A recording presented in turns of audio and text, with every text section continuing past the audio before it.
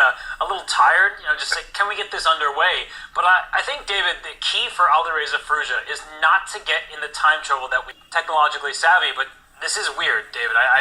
I hope that he can lock in and get everything going soon. So maybe we should take a look at our other divisions just for the moment, see how the opening... Provocative line. It's an open Sicilian.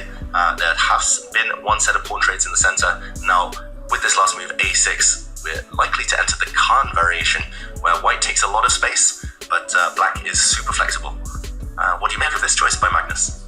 I think in my childhood, I loved playing against the Khan, because what I would try to do is, if that bishop ever went to c5, I would try to trade it off. Get rid of that dark square bishop, so I could make use of the Swiss cheese. You create holes in your position from the black side. So I think that here, bishop d3 is one move, knight c3 is another. You do have a bunch of different options in the early going, but we see Magnus, he's not holding anything back, David. He's striking with b5, and if memory serves me well, didn't you have that blitz game in Retiro Park against Judah Polgar? It started something like this, and it didn't end very well for Magnus. Oh yeah, that's a classic game. Go check out that one on YouTube. If anyone's curious, Polgar, Carlsen, bit of a showdown. Magnus does employ this slightly risky line from time to time. I actually had this position myself back in the summer from the white side, and yeah, it does feel like black is living on the edge. You mentioned the Swiss cheese. I was highlighting some dart squares, especially the d6 square right at the front here. If a dart square bishop ever is traded, black's piece here, the protector of that square, watch out. Oh, he plants his bishop on that square, occupying it now. This is a tactic. It is a loose square. White can, for example, consider moving his bishop out of the way, taking a pawn and hitting the bishop, but there are tactics against the white king. Watch out for bishop takes h2 ideas. At some point, black often wants to line up his queen and bishop along this diagonal to gain a bit of time.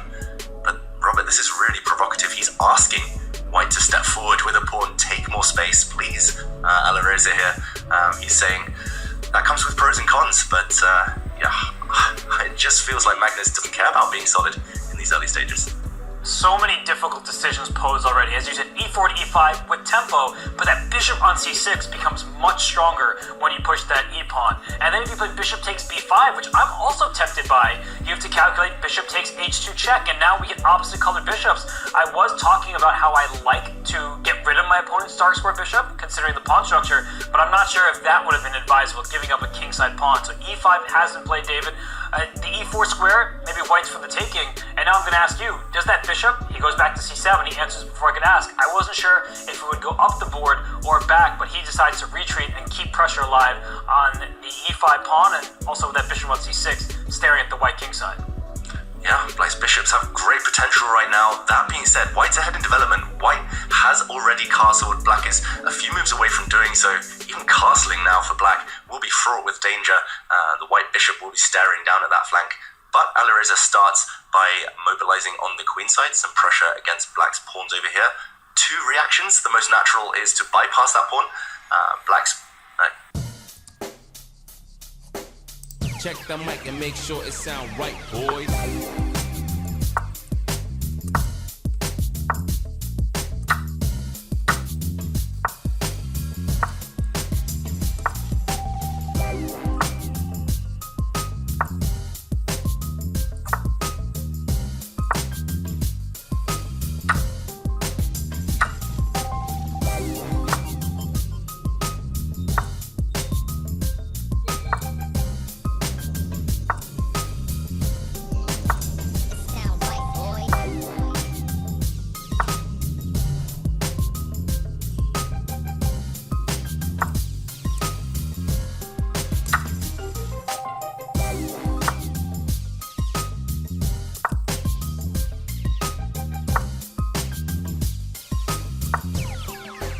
It sound right, boys.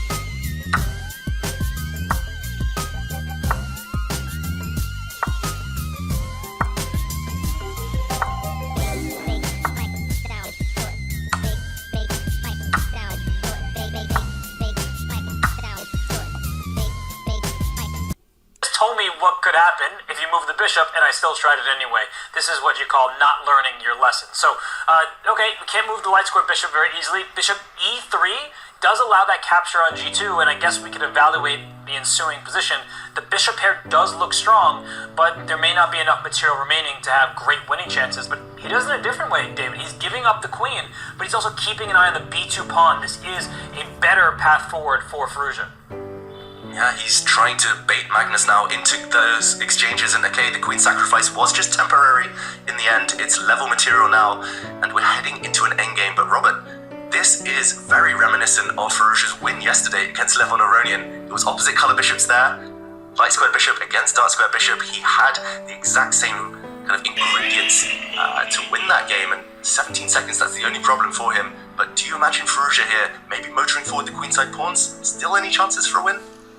This looks a lot like that game against Levon from yesterday. And for black, you have the worst pawns. They're all isolated. That means if another pawn can't defend it, you have to use your more valuable pieces. But look at Magnus. He's trying to counter. He's trying to put pressure on white's vulnerable pawns. And if you go rook b8, white will play this little move, rook to a2, and just keep everything honest. So look at the rook swing over here. David, this is not going to be easy for Magnus. And he does give up the h-pawn, and Magnus does make it look easy. It's this point now that give a pawn a check, but b2 is falling. If you push b2, down goes c3, and the whole chain will just collapse. Yeah, genius endgame play by both sides, I've got to say. I think Firouzja slightly panicking. Maybe he needed to just consolidate there, bring the white king nearer to the center. But yeah, Magnus, great decision. Another great little nugget there for everyone at home. Piece activity, king activity is all important. Who cares about pawns short term? He's going to regain the material here, and yes, white can bail out with moves such as rook b6 now, offer a trade of rooks. He does so to protect his queenside pawns, but opposite color bishops, it's just pawns all on one flank. Unlike yesterday, Robert, where we had the trousers separated past pawns marching up the board, overwhelming black on both flanks. This time, with everything concentrated just on one side, should be a draw now. And perhaps even a draw without one of these two pawns there, but now it's just easy. You put your bishop in line with the c5 square, so white's never able to push through. And with these last trades, I think the players will agree to a draw in the near future. David, a hard-fought game in this first one. Bishop b5 is funny. I mean, we can draw, it's okay, but David, impressive game from both these two. The tactical flair is a treat for all of us to watch. That's right, these were two giants of the game in full flow, just throwing everything at each other, but ultimately